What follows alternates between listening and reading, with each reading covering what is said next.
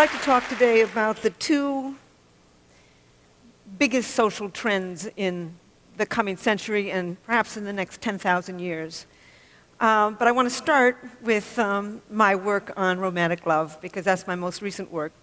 What I and my colleagues did was put 32 people who were madly in love into a functional MRI brain scanner, 17 who were madly in love and their love was accepted, and 15 who were madly in love and they had just been dumped.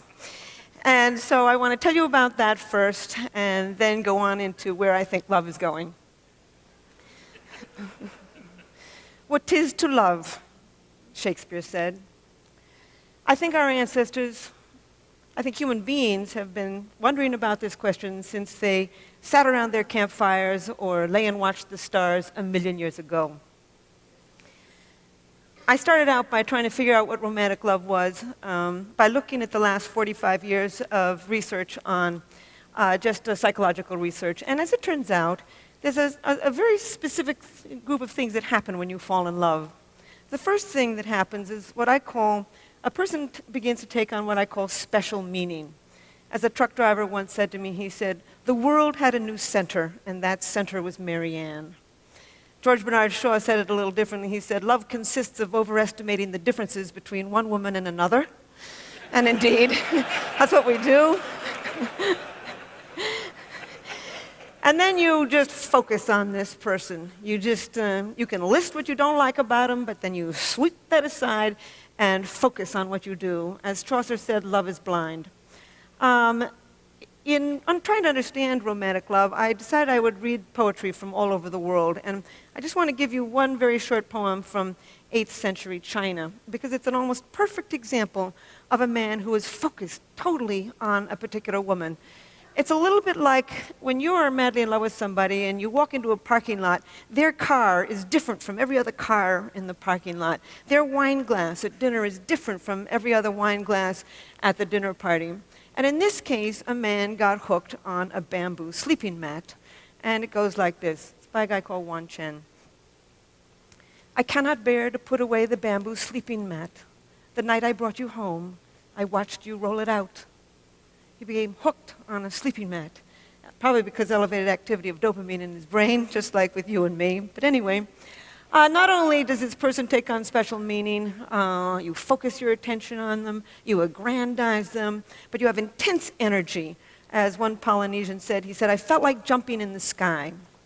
You're up all night, you're walking till dawn, you feel intense elation when things are going well, mood swings into horrible despair when things are going poorly, real dependence on this person. As one businessman in New York said to me, he said, "Anything she liked, I liked." Simple. Romantic love is very simple. You become extremely sexually possessive. You know, if you're just sleeping with somebody casually, you don't really care if they're sleeping with somebody else. But the moment you fall in love, you become extremely sexually possessive of them. I think that that is a Darwinian, there's a Darwinian purpose to this. The whole point of this is to pull two people together strongly enough to begin to rear babies as a team. But the main characteristics of romantic love are craving, an intense craving to be with a particular person, not just sexually, but emotionally. You'd much rather, it would be nice to go to bed with them, but you want them to call you on the telephone, to invite you out, etc., to tell you that they love you. The other main characteristic is motivation. The motor in the brain begins to crank and you want this person. And last but not least, it is an obsession. When I put these people in the machine, before I put them in the MRI machine, I would ask them all kinds of questions. But my most important question was always the same. It was, what percentage of the day and night do you think about this person? And indeed, they would say, all day, all night. I can never stop thinking about him or her. And then the very last question I would ask them, I would always have to work myself up to this question because I'm not a psychologist. I don't work with people in any kind of traumatic situation. And my final question was always the same. I would say, would you die for him or her? And indeed, these people would say yes, as if I had asked them to pass the salt. I was just staggered by it. So we scanned their brains, looking at a photograph of their sweetheart and looking at a neutral photograph with a distraction task in between so we could look at the same brain when it was in that heightened state and when it was in a resting state. And we found activity in a lot of brain regions. In fact, one of the most important was a brain region that becomes active when you feel the rush of cocaine. And indeed, that's exactly what happens. I began to realize that romantic love is not an emotion.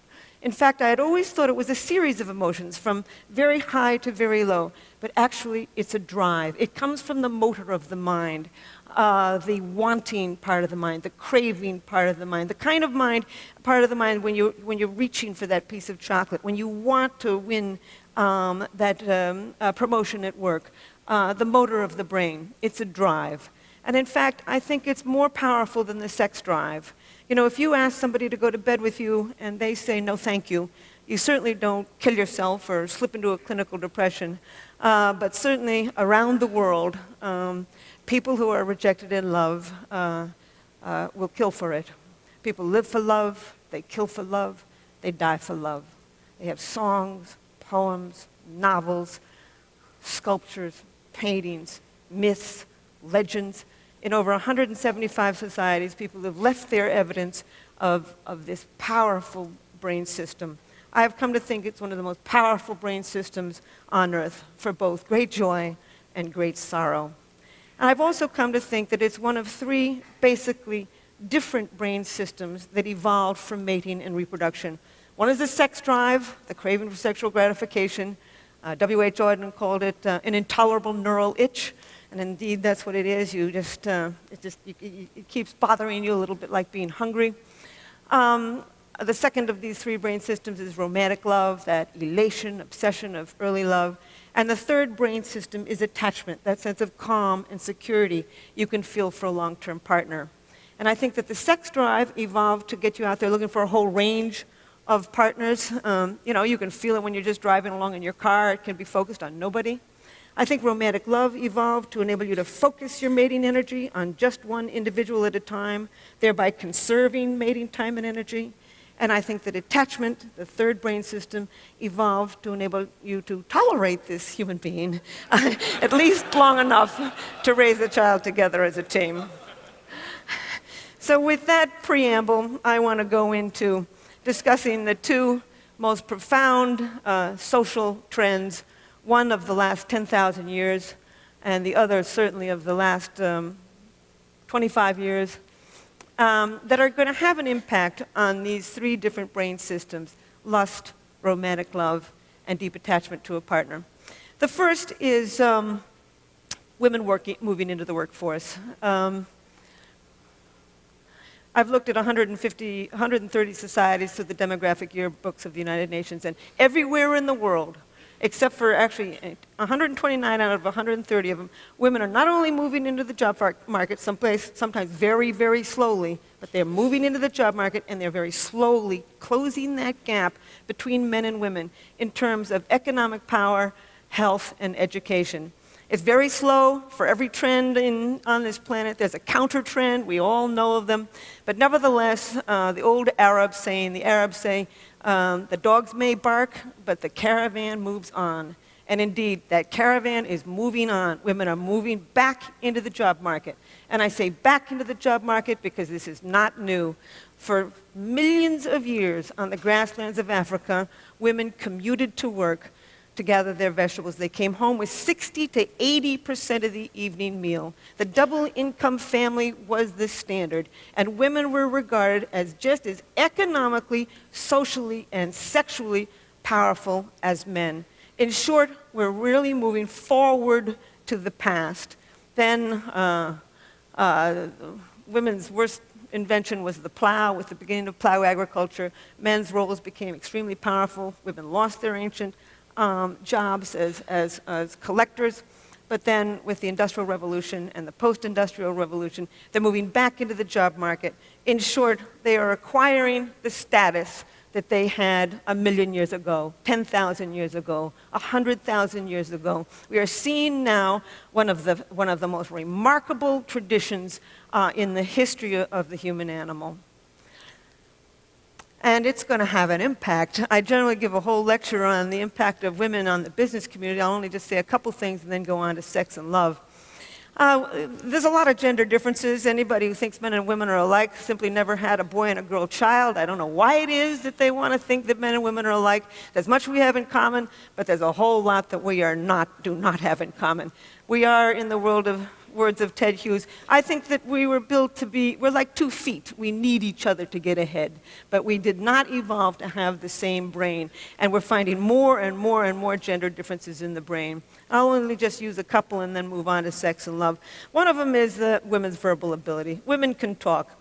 Women's ability to find the right word rapidly, basic articulation, goes up in the middle of the menstrual cycle when estrogen levels peak, but even at menstruation, they're better than the average man. Women can talk.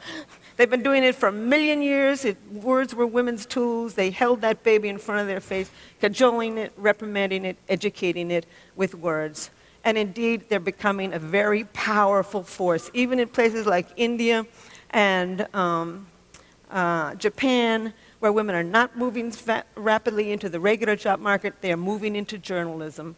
And I think that the television is like the global campfire. We sit around it, and it shapes our minds. Almost always when I'm on TV, the producers who call me, who negotiate what we're going to say, is a woman.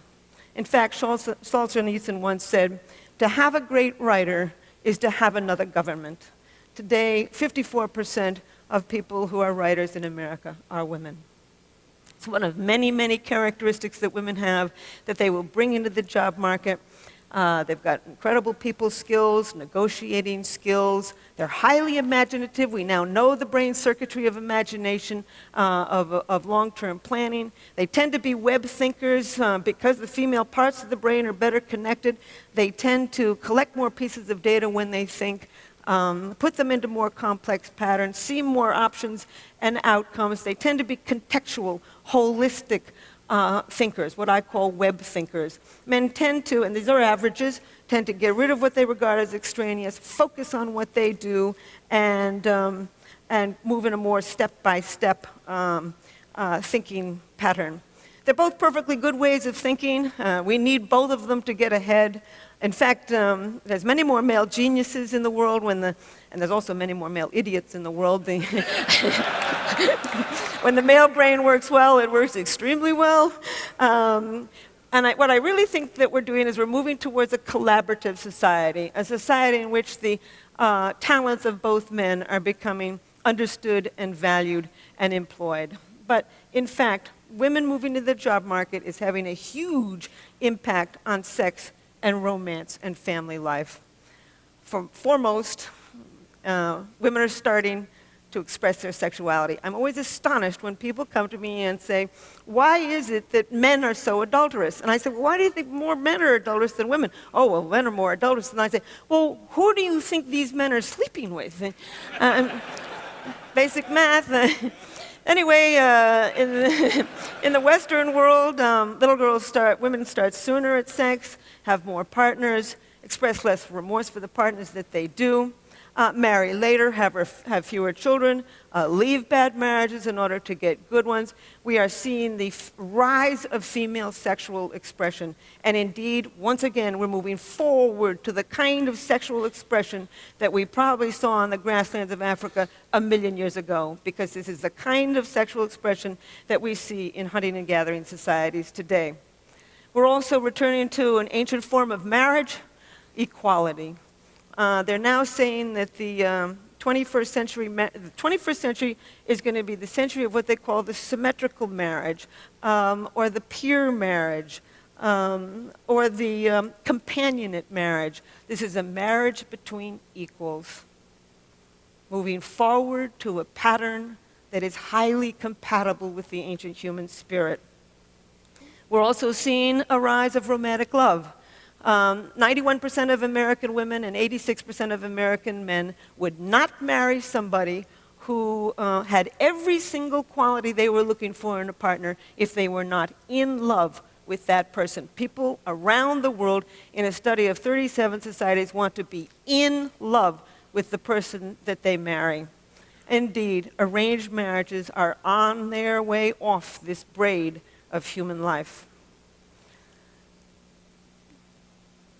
I even think that marriages might even become more stable because of a second great world trend. The first one being women moving into the job market, the second one being the aging world population. They're now saying that in America, that middle age should be regarded as up to age 85. Because in that highest age category of 76 to 85, only as much as 40% of people have nothing really wrong with them. So we're seeing this a real extension of middle age. And I looked, for one of my books, I looked at divorce data in 58 societies. And as it turns out, the older you get, the less likely you are to divorce. So the divorce rate right now is stable in America, and it's actually beginning to decline. It may decline some more. I would even say that with Viagra, estrogen replacement, hip replacements, and the incredibly interesting women. Women have never been as interesting as they are now. Not at any time on this planet have women been so educated, so interesting, so capable. And so I honestly think that if there really was ever a time in human evolution when we have the opportunity to make good marriages, that time is now. However, there's always kinds of complications in this. These three brain systems, lust, romantic love, and attachment, don't always go together. They can go together, by the way. That's why casual sex isn't so casual. With orgasm, you get a spike of dopamine. Dopamine is associated with romantic love, and you can just fall in love with somebody who you're just having casual sex with. With orgasm, then you get a real rush of oxytocin and vasopressin. Those are associated with attachment. This is why you can feel such a sense of cosmic union with somebody after you've made love to them. But these three brain systems, lust, romantic love, and attachment, aren't always connected to each other. You can feel deep attachment to a long-term partner while you feel intense romantic love for somebody else, while you feel the sex drive for people unrelated to these other partners. In short, we're capable of loving more than one person at a time. In fact, you can lie in bed at night and swing from deep feelings of attachment for one person to deep feelings of romantic love for somebody else. It's as if there's a committee meeting going on in your head as you are trying to decide what to do. So I don't think, honestly, we were an animal that was built to be happy. We were an animal that was built to reproduce. I think the happiness we find, we make. And I think, however, we can make good relationships with each other. So I want to conclude with two things. I want to conclude with a worry. I have a worry, and with a wonderful story. The worry is about antidepressants. Over 100 million prescriptions of antidepressants are written every year in the United States. And these drugs are going generic. They are seeping around the world. I know one girl who's been on these antidepressants, serotonin-enhancing, SSRIs, serotonin-enhancing antidepressants, since she was 13. She's 23. She's been on them ever since she was 13. I got nothing against people who take them short-term when they're going through something perfectly horrible and they want to commit suicide or kill somebody else. I would recommend it. But more and more people in the United States are taking them long-term. And indeed, what these drugs do is raise levels of serotonin. And by raising levels of serotonin, you suppress the dopamine circuit. Everybody knows that. Dopamine is associated with romantic love. Not only do they suppress the dopamine circuit, but they kill the sex drive. And when you kill the sex drive, you kill orgasm. And when you kill orgasm, you kill that flood of drugs associated with attachment. The things are connected in the brain, and when you tamper with one brain system, you're going to tamper with another. I just simply say that a world without love is a deadly place. So now, thank you. I want to end with a story and then just a comment. I've been studying romantic love and sex and attachment for 30 years. And I'm an identical twin. I'm interested in why we're all alike, why you and I are alike, why the Iraqis and the Japanese and the Australian Aborigines and the people up the Amazon River are all alike. And about a year ago, an internet dating service, Match.com, came to me and asked me if I would design a new dating site for them. I said, I don't know anything about personality. I said, you think you got the right person? They said, yes. It got me thinking about why it is that you fall in love with one person rather than another. That's my current project. It will be my next book. There's all kinds of reasons that you fall in love with one person rather than another. Timing is important. Proximity is important. Mystery is important. You fall in love with somebody who's somewhat mysterious, in part because mystery elevates dopamine in the brain, probably pushes you over that threshold to fall in love. You fall in love with somebody who fits within what I call your love map, an unconscious list of traits that you build in childhood as you grow up. And I also think that you gravitate to certain people actually with somewhat complementary brain systems, and that's what I'm now contributing to this. But I want to tell you a story to illustrate, I've been carrying on here about the biology of love. I want to show you a little bit about the culture of it too, the magic of it. It's a story that was told to me by somebody who had heard it just from probably a true story. It was a graduate student. I'm at Rutgers, and my two colleagues, Art Aaron is at SUNY Stony Brook. That's where we put our people in the MRI machine. And this graduate student was madly in love with another graduate student. And she was not in love with him. And they were all at a conference in Beijing. And he knew from our work that if you go and do something very novel with somebody, you can drive up the dopamine in the brain and perhaps trigger this brain system for romantic love.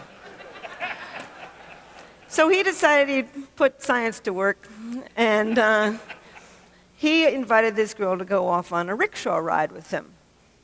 And sure enough, I've never been in one, but apparently they go all around the buses and the trucks, and it's crazy, and it's noisy, and it's exciting, and he figured this would drive up the dopamine, and she'd fall in love with him. So off they go, and she's squealing and squeezing him and laughing and having a wonderful time. An hour later, they get down off of the rickshaw, and she throws her hands up, and she says, "Wasn't that wonderful? And wasn't that rickshaw driver handsome?"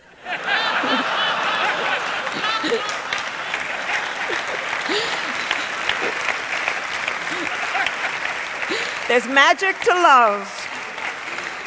But I will end by saying that millions of years ago, we evolved three basic drives: the sex drive, romantic love, and attachment to a long-term partner. These circuits are deeply embedded in the human brain. They're going to survive as long as our species survives on what Shakespeare called this mortal coil. Thank you. Helen Fisher. Right, that was terrific.